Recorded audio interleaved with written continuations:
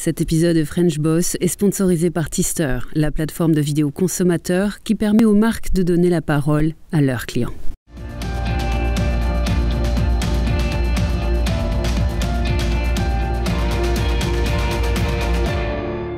Salut à tous, technologie, business et aviation, trois mots qui a priori n'ont pas forcément un lien étroit entre eux, si ce n'est que ce sont ces trois mots qui dépeignent, à notre avis, on va lui demander son avis à lui, qui dépeignent à mon avis le mieux la vie professionnelle, mais la vie tout court de celui qui est notre invité aujourd'hui dans French Boss.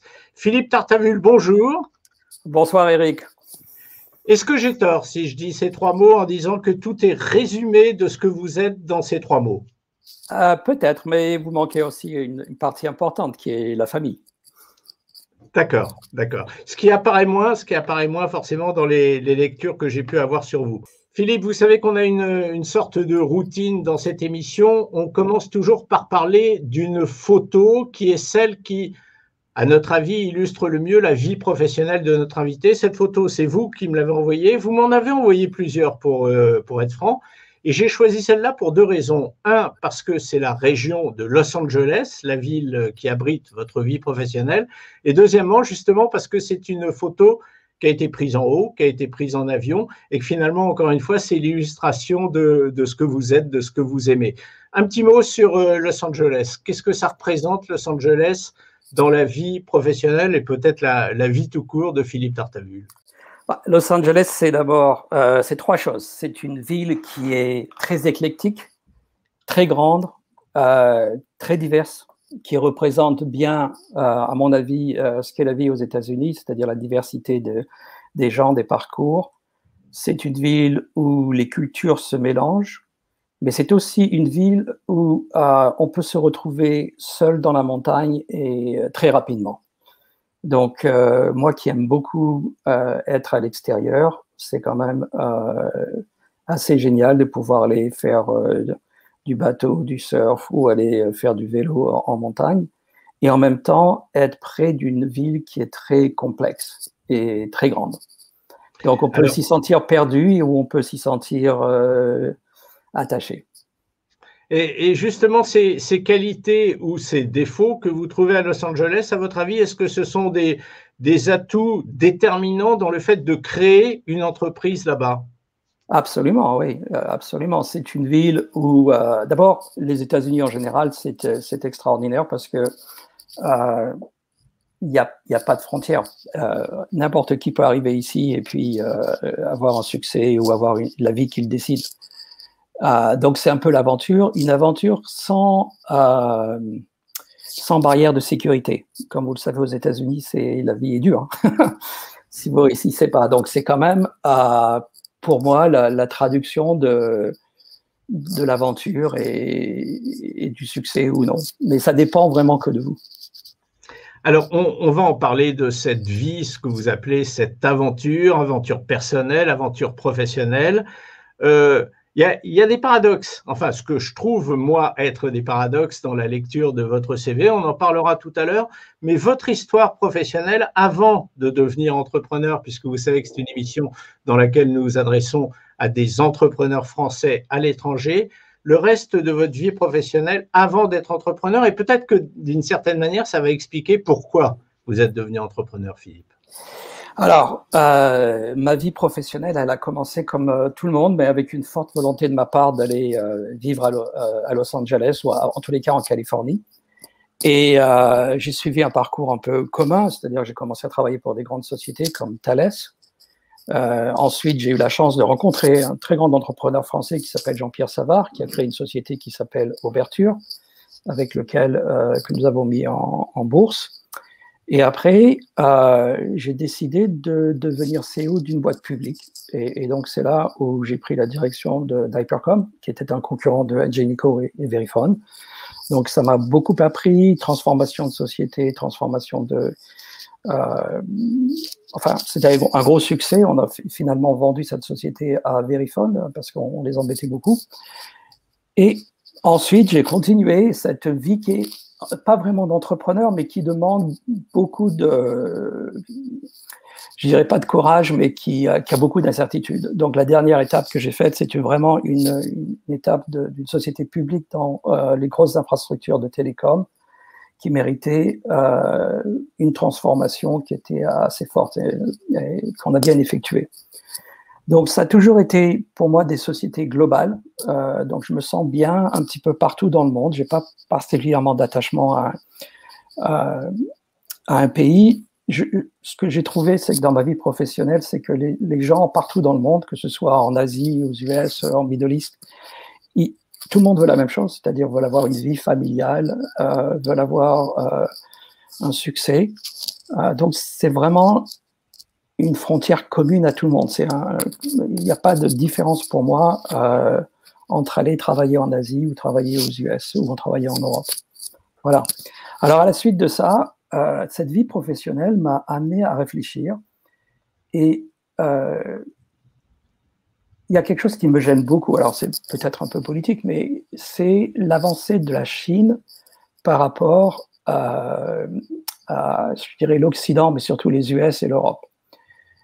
J'ai vu beaucoup dans mon dernier parcours professionnel de technologies qui ont été raflées ou au profit de la Chine, des pratiques qui n'étaient pas forcément les meilleures. Et c'est pour ça que j'ai décidé de devenir vraiment entrepreneur et de créer cette SPAC avec l'objectif clair d'acheter des sociétés qui sont critiques pour le pays. Pour nous, c'est les États-Unis. Voilà. Donc, c'est comme ça que je suis vraiment devenu entrepreneur. Et avec l'idée de travailler un peu moins, mais en fait, je travaille un peu plus. Oui, c'est souvent comme ça. Dans la bouche des entrepreneurs, ce n'est pas la première fois que j'entends ce type de phrase. On va creuser un peu sur ce que vous venez de dire sur la Chine. Vous pensez qu'en étant entrepreneur et en regroupant des entrepreneurs entre eux, on sera mieux armé pour lutter contre cette croissance de la Chine qui, effectivement, est en train de s'installer un petit peu partout? Écoutez, je ne sais pas si c'est la meilleure solution, mais c'est la seule que j'ai trouvée. Donc, on peut s'asseoir sur le bord de la route et puis se plaindre tous les jours. On peut dire qu'est-ce qu'on peut faire. Donc, nous, on a décidé de dire qu'est-ce qu'on peut faire. Je pense que la solution, elle est à la fois politique, mais elle est aussi dans les entrepreneurs. Donc, les deux, il faut qu'ils travaillent ensemble. Mais il faut se réveiller, quoi. Autre phrase que vous venez de dire et qui m'interpelle, Philippe, vous avez dit lutter contre la Chine pour l'Europe, mais surtout pour les États-Unis. Aujourd'hui, vous vous sentez plus américain que européen, ou est-ce que vous vous sentez plus entrepreneur français, donc européen, aux États-Unis? C'est une question d'identité qui est très difficile. Parce que on n'est pas là pour rire, hein, en même temps. Hein. Non, mais c'est une question. Non, c'est une question difficile parce que la notion d'identité pour moi est très complexe. Je vais vous dire pourquoi. C'est que mon père je suis né en Algérie. Mon père était français, donc d'Algérie. Ma mère est italienne. On est rentré. J'étais tout petit en 62 en France. J'ai jamais senti une forte identité française chez moi, puisque j'ai grandi dans un. Et je me suis marié avec une femme qui est anglaise et j'ai vécu aux États-Unis la plupart de ma vie. Donc, j'ai des liens très forts avec la France. J'ai des amis. Comme vous le savez peut-être, je fais partie de l'American University à Paris, où je suis Board of Trustee, parce que ce sujet de l'éducation et de la France m'intéresse énormément. Donc, je me sens français dans cette bulle. Je me sens américain parce que c'est un pays où les origines sont très variées et on se retrouve tous quelque part. Je ne sais pas si j'ai répondu à votre question, mais c'est en tous les cas comme ça que je le vois. Bien sûr, et justement, ça m'amène une autre question. Tout ce que vous avez fait professionnellement, parce que vous avez fait beaucoup de choses aux États-Unis, est-ce que vous estimez que vous auriez pu le réaliser de la même manière en Europe, ou en tout cas avec le même plaisir, le même élan, le même enthousiasme peut-être? C'est difficile de répondre à cette question. Ce que je peux vous dire, c'est que j'ai quitté Thales parce que j'étais pas polytechnicien. En gros, c'est ça. Et donc, est-ce que j'aurais pu réussir? Je pense qu'on peut réussir dans n'importe quel pays. Je pense qu'un vrai entrepreneur réussit dans n'importe quel pays. Et c'est une question de savoir quel niveau de risque vous voulez prendre pour le succès. Donc, je ne fais pas vraiment de différence entre les États-Unis et l'Europe. Je pense que l'Europe, et en particulier la France, a un atout énorme à jouer, qu'on ne joue pas très bien encore, c'est l'éducation. On a une très, très bonne éducation. On a des gens qui sont formés d'une manière extraordinaire. Et on n'est pas capable encore de faire des startups du type de celles qu'ils font en Israël ou qu'on fait dans la Silicon Valley. Et ça, c'est dommage. Philippe, tout à l'heure, dans la deuxième partie de cette émission, on va longuement évoquer votre venture que vous avez créé, donc c'était en 2016, hein, je ne me trompe pas, il y a 5 ans, et qui est donc aujourd'hui c'est 100% de votre activité? Oui, enfin non, je suis au board de 2 autres sociétés. Donc, je suis le chairman d'une société qui s'appelle Nixplay. Je ne fais pas de publicité, mais c'est un cadre électronique qui marche sur Wi-Fi et que vous pouvez mettre n'importe où dans la maison. Mais l'avantage, c'est que toute la famille peut prendre des photos avec son iPhone un peu partout et mettre ses photos sur le cadre. Ce que je fais avec mon père qui habite Nice, et donc mes enfants prennent des photos un peu tous les jours, et au lieu d'aller sur Facebook, il a un petit peu un network privé où le matin quand il se lève, il peut voir les photos de la famille. Voilà. Donc ça, et le deuxième, c'est une société qui s'appelle CompoSecure, qui fait des cartes métalliques qu'on vient de mettre. On a annoncé notre association justement avec un SPAC et qui va être sur le marché au mois de septembre. Mais dans ce que vous me racontez, là, Philippe, il y a cette dualité qu'on peut observer également quand on lit votre CV, par exemple, sur les réseaux sociaux. Vous avez fait des études de business, après vous avez fait des études à UCLA, à Los Angeles. Vous m'arrêtez si je me trompe, hein. Tout ce que je dis, je l'ai lu. Et puis, en revanche, vous avez mis pas mal de temps à créer votre propre entreprise, à devenir véritablement entrepreneur. Encore une fois, vous m'arrêtez si je me trompe. Et cette espèce de dualité, on la retrouve dans ce que vous venez de dire. Vous dirigez 2 sociétés qui fabriquent des produits liés aux nouvelles technologies et par ailleurs, vous avez un fonds, un venture, un fonds d'investissement qui fait complètement autre chose. C'est marrant cette espèce de dualité, non? Bah, je suis très curieux en fait, pour tout vous dire. Si je dois. Je suis pas très étonné. Je suis pas très étonné. Et je pense qu'en fait c'est très intéressant. Enfin, la question c'est que je me pose dans l'éducation, par exemple, à l'American University in Paris, c'est quels sont les critères de succès pour les jeunes, parce qu'on arrive à mon âge où on commence à penser qu'est-ce qu'on peut donner aux jeunes. Et je pense que en ayant bien réfléchi, je pense qu'il y a 4 critères. Il y a 1, c'est la curiosité, 2, c'est la détermination, et 3, c'est la capacité à s'adapter et d'être ouvert. Et si vous avez cette curiosité, cette détermination, un peu de common sense, je pense que la vie vous donne beaucoup de choses. Vous n'avez pas besoin d'être un génie. Oui, mais enfin, quand on met tout ça ensemble, quand on met toutes ces qualités ensemble, finalement, on devient quelqu'un qui est un petit peu au-dessus des autres, parce que toutes ces qualités, il faut les posséder et puis arriver à les harmoniser dans le quotidien professionnel quand même. Je sais pas. Je pense que j'ai eu beaucoup de chance dans ma vie, je pense, professionnellement en tous les cas.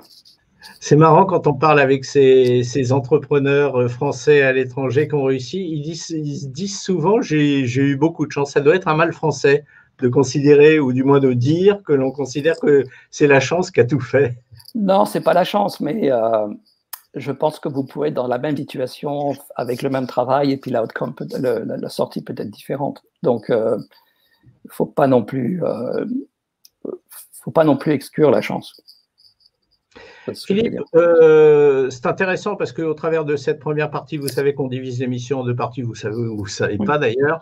Au travers de cette première partie, on a compris pas mal de choses sur l'homme, et dans la deuxième partie, on va essayer de comprendre pas mal de choses sur l'entrepreneur. On va rentrer dans des domaines plus financiers, on va parler plus d'argent, même si j'imagine qu'aujourd'hui, mais je peux me tromper, vous me le direz tout à l'heure, l'argent n'est pas forcément votre première motivation. Auparavant, donc, on va faire, comme on le fait chaque semaine, une petite pause pour poursuivre notre introspection au sein de la société Tister, qui est notre partenaire. C'est donc la suite de notre dialogue avec un des membres de l'équipe dirigeante. Il y en a pour 1 minute 30 et on se retrouve tout de suite après, Philippe. À tout de suite. Merci Eric, à tout à l'heure. L'instant Tister, comme dans chaque émission ces derniers temps, en compagnie de Christophe Pitcher, directeur Bonjour. du marketing de Tister. Bonjour Christophe. On va jeter un petit coup d'œil aujourd'hui sur vos résultats. Oui, alors nos résultats concrètement aujourd'hui pour les e-commerçants avec lesquels on travaille, on regarde notamment l'impact sur le taux de conversion, sur les fiches produits qui sont équipées de vidéos versus celles qui n'en ont pas. Donc l'an dernier, on observait en moyenne plus 68% d'impact d'amélioration du taux de conversion chez nos clients. Et on a aussi d'autres impacts, notamment en termes de visibilité, évidemment, puisqu'on fait du contenu et de la vidéo. Donc certains de nos clients génèrent des centaines de milliers de vues en diffusant ces vidéos sur leur chaîne YouTube. Et en fait, ce type de performance permet aussi de remonter dans les moteurs de recherche sur des requêtes qui sont associées aux produits qui sont présentés dans les vidéos. Donc, c'est un peu un cercle vertueux entre les vues générées sur YouTube et le SEO naturel des vidéos qui remontent à la fois sur YouTube, mais aussi sur Google. C'est passionnant de discuter avec vous, Christophe, et on ne va pas se gêner pour continuer de le faire dans les numéros de French Boss à venir. Merci d'avoir été avec nous encore une fois aujourd'hui. Merci, Christophe. Merci, à bientôt. Philippe Tartavul est avec nous depuis Los Angeles. On a vu, on a entendu tout ce qu'il a fait depuis le début de sa carrière. On a entendu sa passion pour les États-Unis. On a brièvement évoqué sa passion pour l'aviation. Là, c'est plus un plaisir. Vous n'avez jamais véritablement travaillé là-dedans. Vous n'avez jamais eu envie de travailler dans l'aviation, Philippe? Alors, pour tout vous dire, je voulais être pilote quand j'étais jeune. Donc, j'ai eu encore beaucoup de chance, puisqu'à l'époque, j'étais en France et la France nous proposait des stages pour les jeunes. Vous passiez des examens. À 16 ans, j'ai pu faire du planeur. Et malheureusement, quand je suis rentré en prépa pour préparer les écoles, j'ai appris que j'étais un petit peu daltonien, ce qui me fait rejeter de l'école de l'air et évidemment de l'ENAC. Donc, voilà. Mais finalement, j'ai eu mon propre avion, donc plus tard. Oui, la vie, elle vous donne toujours quelque chose, quelque part. Ouais, j'imagine que vous ne devez pas tellement regretter, finalement. Ah, je ne sais pas, j'ai toujours un passement au cœur. J'ai toujours un passement au cœur quand je monte dans un avion, mais bon, c'est la vie. Hein. Mais je suis très heureux comme ça, maintenant. Tout à l'heure, vous nous avez dit que vous étiez très petit quand vous étiez rentré d'Algérie, hein, donc on peut approximativement imaginer l'âge que vous avez. Moi, je suis surpris par, vous n'êtes pas le premier que je rencontre dans ces conditions, par le fait qu'un homme de votre âge puisse être aussi attiré par les nouvelles technologies dans la mesure où elles sont arrivées tard dans votre vie professionnelle. Vous n'avez pas démarré votre carrière professionnelle avec les nouvelles technologies et pourtant, c'est une grande partie de votre quotidien aujourd'hui. Oui, mais la vie de tous les jours, enfin, d'abord, toutes les sociétés sur lesquelles j'ai managé, c'était des sociétés de technologie. Donc, forcément, la technologie dans ces sociétés évoluait, autrement, les sociétés meurent. Et donc, j'ai toujours été en contact constant avec ces technologies. Et la deuxième partie, c'est que, comme on l'a dit, je suis très curieux de comprendre comment ça marche. J'ai eu des enfants qui ont maintenant 29 ans. J'ai remarqué cette croissance et je passe énormément de temps avec les jeunes et regarder toutes ces nouvelles technologies en particulier. Et de plus en plus, quand on devient un peu plus âgé, on pense plus au côté éthique, peut-être, de ce que ça peut faire, que juste au côté succès de la société, par exemple. Donc oui, je suis complètement là-dedans. Mais je pense que je ne serais pas un bon CEO d'une société de technologie aujourd'hui parce qu'il faut travailler 360 heures par jour et c'est vraiment plus quelque chose que j'ai envie de faire. Donc, il faut des jeunes pour ça. Alors, justement, on en arrive à ce qui est aujourd'hui donc une grande partie de votre activité, ce venture capital que vous avez monté en 2016. Est-ce que vous pouvez me raconter ce que c'est, ce que ça a pour but de faire, même si je le sais, je préfère que ce soit vous qui le racontiez, et puis surtout la phase de mise au monde de ça en 2016, donc il y a 5 ans seulement, vous étiez déjà très, très, très installé dans la vie professionnelle. Est-ce que la mise au monde, elle vous a appris quelque chose de nouveau? Racontez-moi un petit peu la gestation. Alors, en fait, je fais partie d'une association qui s'appelle le YPO, Young President Organization, sur lesquelles on a des forums. Dans mon forum, j'ai mon partenaire qui s'appelle Craig Klein. Et depuis longtemps, on voulait créer quelque chose ensemble, mais Moi, j'avais ces jobs de CEO, donc je ne pouvais pas le faire. Lui, il avait autre chose. Et finalement, en 2016, j'ai décidé de ne plus être CEO d'une société pour plusieurs raisons. En particulier, il y a eu le décès de ma mère qui m'a beaucoup marqué et qui m'a fait rappeler que on n'avait pas une vie infinie et que de temps en temps, ce serait bien de se poser un peu.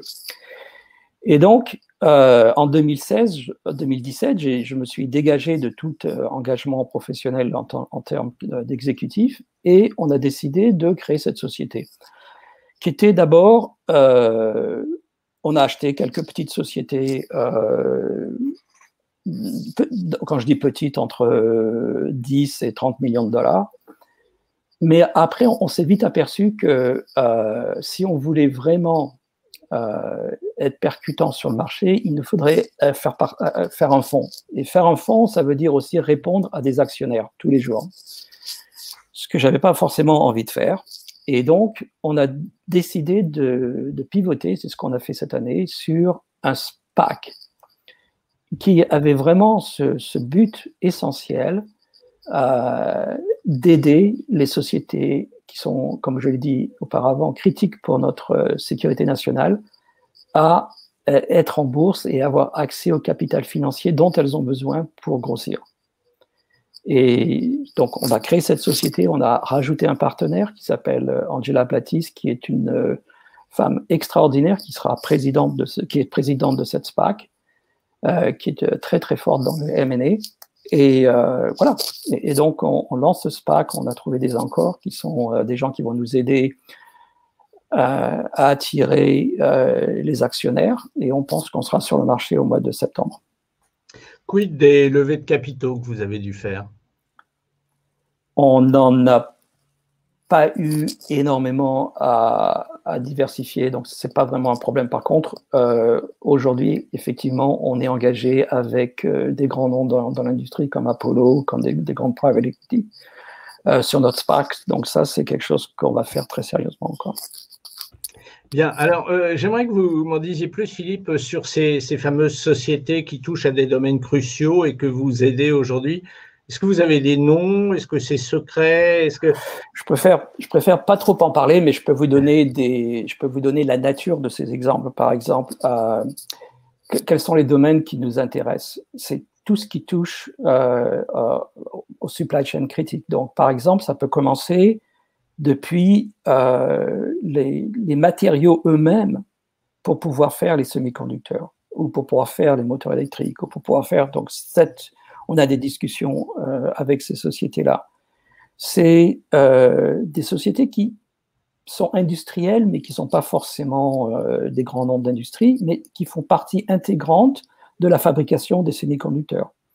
Et ce qu'on ne sait pas, c'est que vous pouvez avoir des sociétés qui sont petites, de l'ordre de 30 millions de dollars par rapport aux monstres que sont les grosses sociétés, mais si elles disparaissent ou si elles sont acquises par des capitaux étrangers, elles peuvent bloquer le process de la fabrication des semi-conducteurs. Donc, on regarde ces choses-là.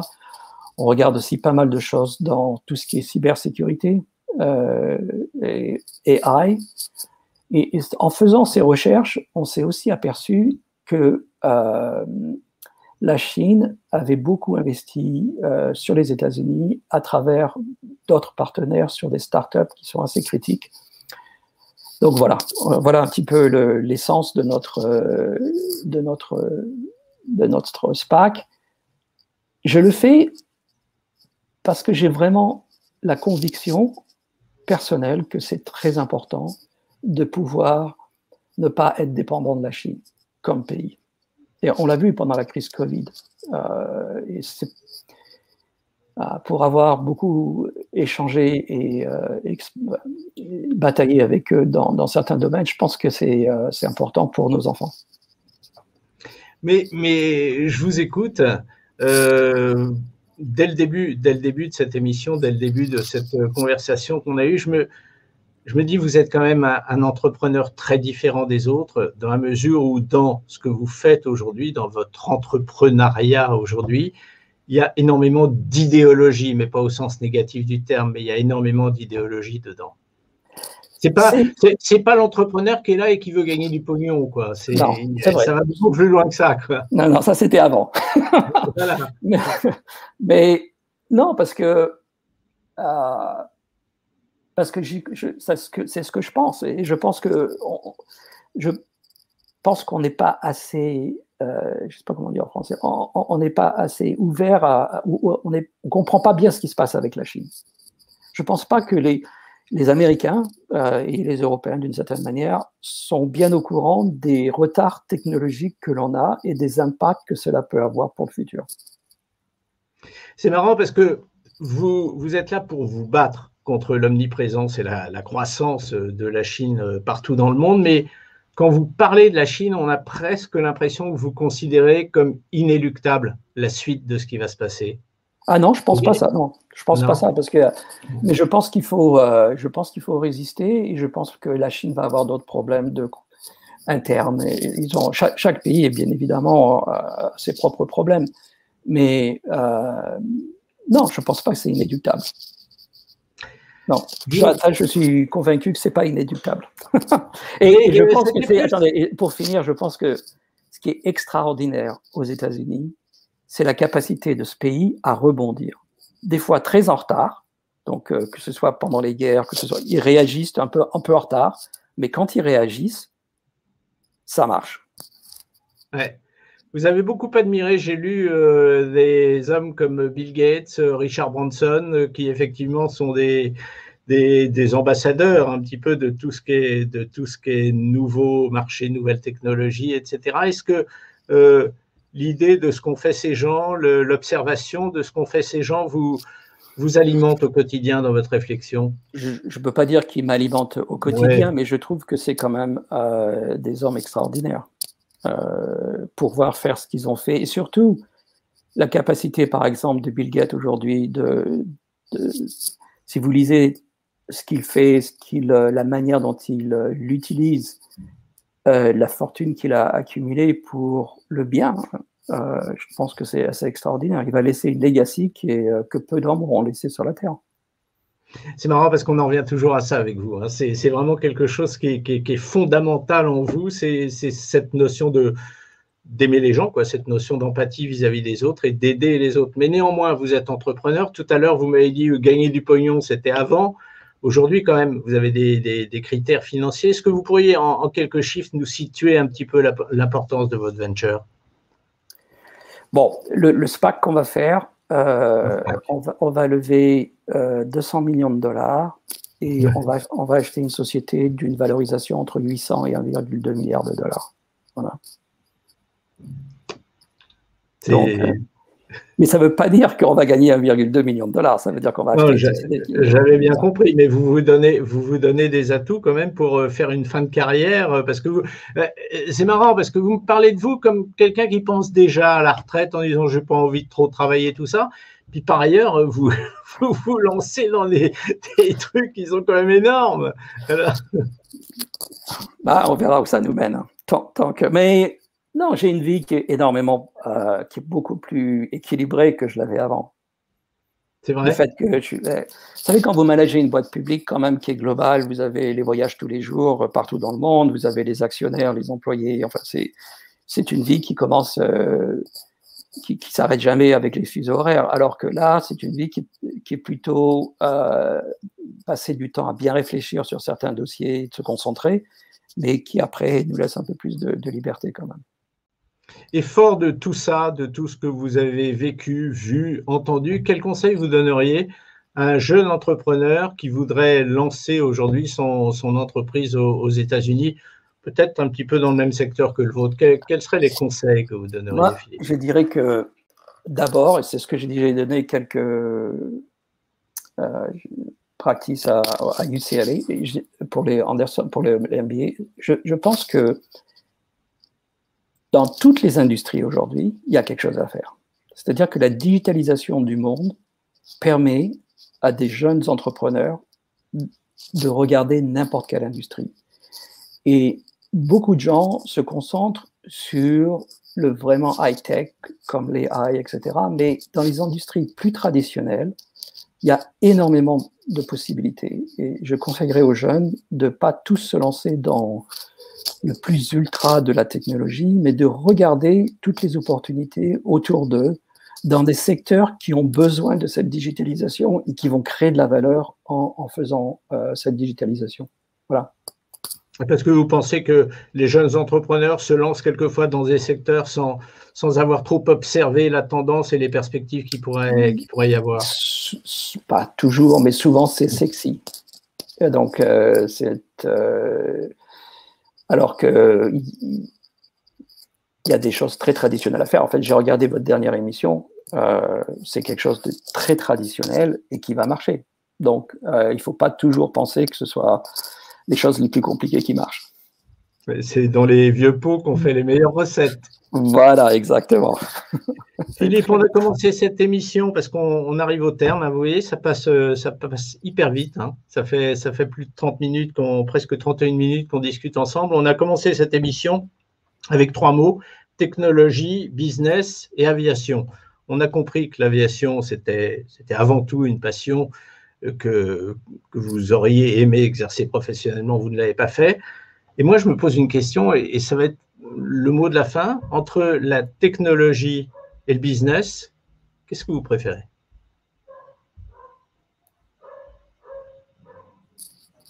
Difficile à répondre, Eric, parce que la technologie, c'est du business. C'est vrai. On ne peut pas faire que de la technologie.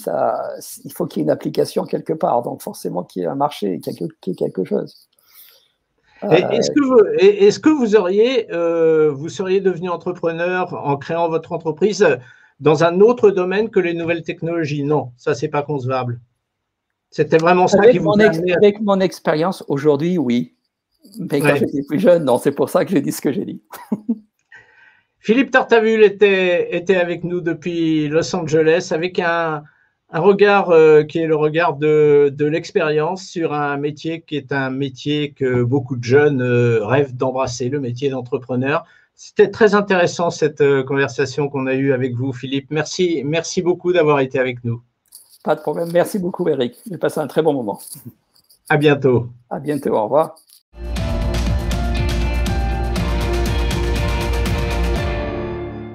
Cet épisode de French Boss a été sponsorisé par Tister, la plateforme de vidéo consommateur qui permet aux marques de donner la parole à leurs clients.